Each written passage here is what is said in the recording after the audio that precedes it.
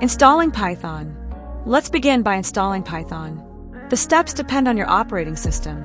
If you use Linux, Python is probably already installed. To check, open a terminal and type Python 3. If you see a prompt that starts with 3 arrows, like this, you're good to go.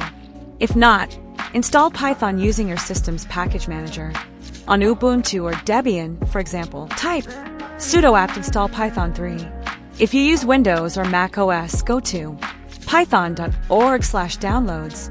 The website will detect your system. Click to download the latest version of Python 3. On Windows, run the installer and check the box that says Add Python to Path. Then finish the setup. On Mac OS, download the .package file and install it. Even though Mac OS includes Python 2, we'll be using Python 3. Verifying the installation. To make sure Python is installed, open your terminal or command prompt and type Python 3. If you see the Python prompt, it's working. To exit, type exit and press enter. Writing your first program with idle. Python includes a tool called idle, short for Integrated Development and Learning Environment. Open idle from your application's menu or start menu. Click File, New File to open the code editor. Now save your file. Name it something like snake.py. In the editor, type this line of code. Python.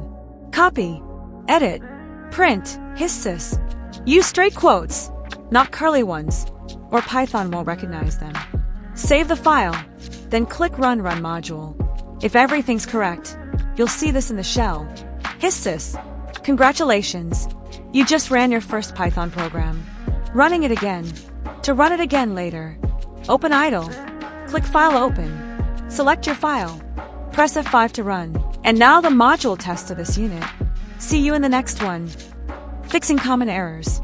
Let's break the code on purpose. Remove the closing parenthesis from the print line. Run it. You'll get a syntax error. Python expected something more. Now fix it and run the code again. Try another one. Change print to prin. You'll get a name error. Python doesn't recognize the word. Errors include helpful details like the file name, line number, and a short explanation.